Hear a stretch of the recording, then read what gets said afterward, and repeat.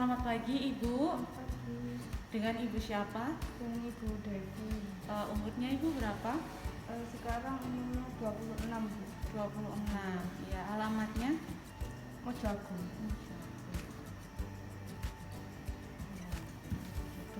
Kalau saya boleh tahu Ibu di sini mau ngapain ya Bu? Apa ada keluhan atau bagaimana? Itu Bu, saya mau menunda kehamilan, tapi sebelumnya saya belum pernah pakai KB apa aja. Dan saya juga nggak tahu KB-nya. Oh gitu, berarti Ibu ingin menunda kehamilan tapi Ibu belum tahu ingin memilih alat kontrasepsi apa gitu ya? Iya. Kalau begitu, oke, bagi Ibu di sini KB itu banyak jenisnya ya Ibu. Nah, sini untuk macam-macam KB itu banyak ya Ibu. Jadi di sini ada pil KB yang nantinya itu harus diminum setiap hari, kemudian satu harinya satu kapsul dan dalam waktu yang sama. Tuh. Kemudian ini ada kondom.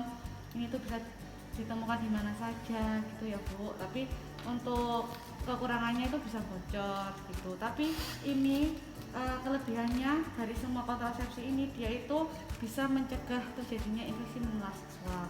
Kemudian untuk yang IUD ini dipasang di rahimnya Ibu, ini jangka lama, ini masa berlakunya sekitar 10 tahun gitu.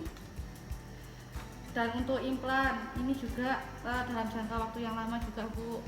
Ini berlakunya juga sama 3-5 tahun tergantung kapsul yang ditanamkan di lengannya Ibu gitu. Kemudian di sini ada yang namanya KB hormonal, itu yang injeksi. Yang tadi pil KB itu termasuk juga kontrasepsi hormonal. Nah, untuk yang injeksi ini itu atau suntikan ini tuh masa berlakunya itu bisa 1 bulan sekali ataupun 3 bulan sekali gitu, tergantung mana yang digunakan gitu. Oke, selanjutnya jelaskan mulai dari ini KB yang hormonal. KB hormonal ini ada 2 Ibu. Yang pertama itu KB yang diminum secara oral, itu tapi diminumnya setiap hari. Dan untuk yang kedua itu KB-nya itu melalui injeksi atau suntikan. Kemudian untuk yang alat kontrasepsi dalam rahim ini itu alatnya itu seperti ini ya Ibu, kemudian dipasangkan di sini di dalam rahimnya Ibu gitu. Nah, ini itu sangat efektif dan juga aman. Masa berlakunya itu sekitar 5-10 tahun, sehingga Ibu jika ingin menunda kehamilan yang lebih lama, maka Ibu bisa menggunakan alat kontrasepsi dalam rahim ini. Nah, ini dapat menambah perdarahan haid atau menyebabkan kram tapi ya Ibu. Kemudian dia itu dapat ini tidak melindungi dari infeksi penyakit menular seksual.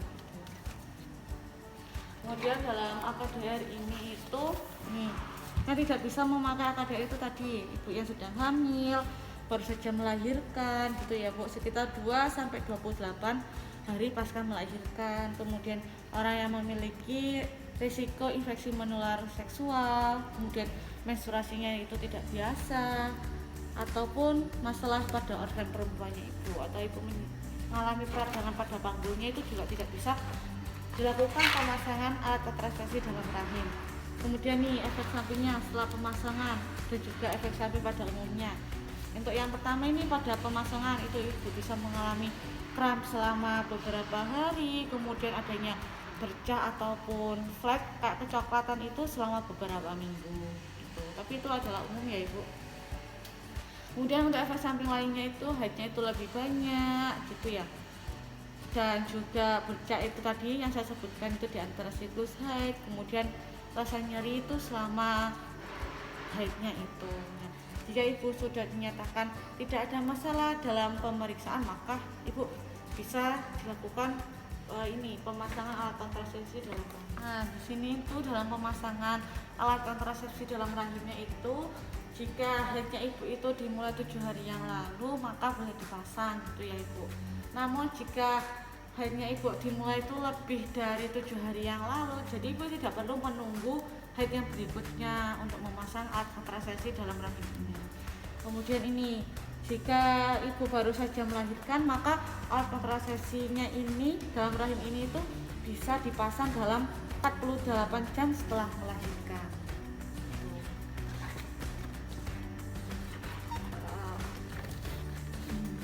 Ini beberapa temuan jika terlambat haid atau ibu merasa hamil, kemudian mungkin terkena infeksi saluran seksual, benangnya itu berupa panjang atau hilang, sangat nyari pada bagian bawah perut, maka ibu harus segera ke dokter ataupun bidan gitu ya ibu.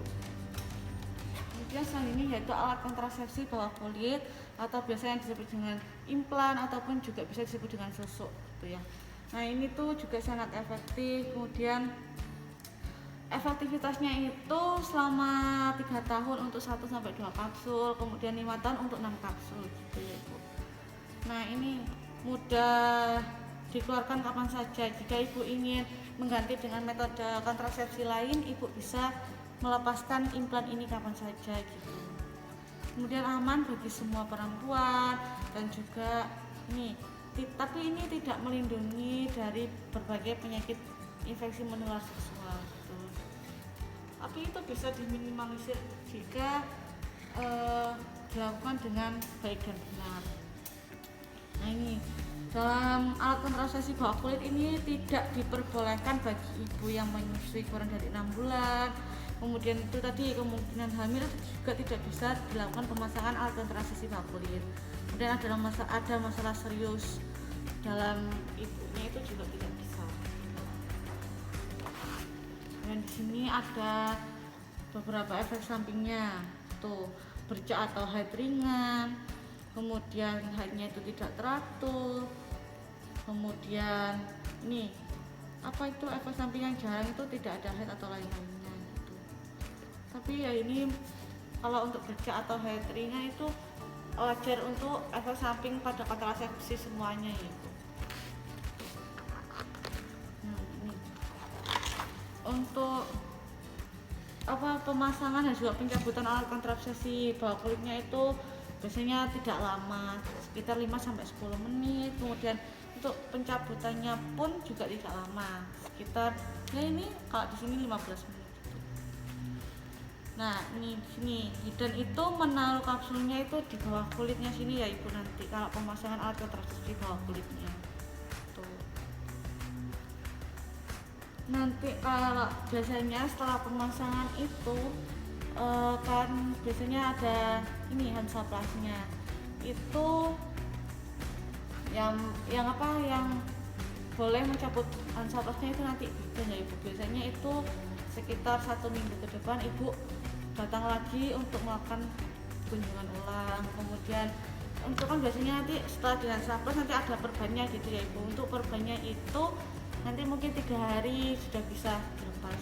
Nah dalam 1 minggu itu tidak boleh terkena air, tapi terkecuali jika dilakukannya dengan Hansaplas anti air atau hal lainnya itu bisa dilakukan terkena air, tapi ya diusahakan tidak terkena air gitu ya ibu.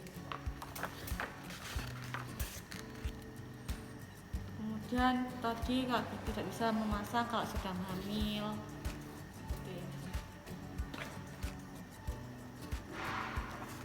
Dan jangan lupa saat pemasangan itu jangan lupa untuk mencatat ibu nanti kapan telah dilakukan pemasangan implan itu tadi. Jadi ibu tidak lupa saat untuk melakukan kunjungan ulang.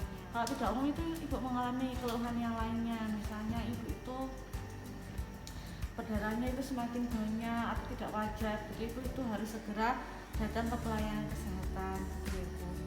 Mungkin ada yang ditanyakan itu dari beberapa nih kontrasepsi yang saya jelaskan. Untuk KB yang ambil tadi itu pemasangannya sakit nggak Mas? Ya lumayan sakit sih, karena kan itu dimasukkan dalam rahimnya ibu gitu. Tapi kan itu sangat efektif karena dia itu masanya itu panjang gitu, sekitar 5-10 tahun gitu. Jadi jika ibu ingin menunda kehamilan dengan jarak yang cukup lama, maka IUD itu juga sangat efektif gitu. Nanti kalau ibu ingin memilih alat kontrasepsi apa, mungkin ibu ini nanti harus mengisi inform consent-nya, nanti maka dapat dilakukan tindakannya. Nanti ada tanda tangan antara ibu dan juga suami ibu nanti.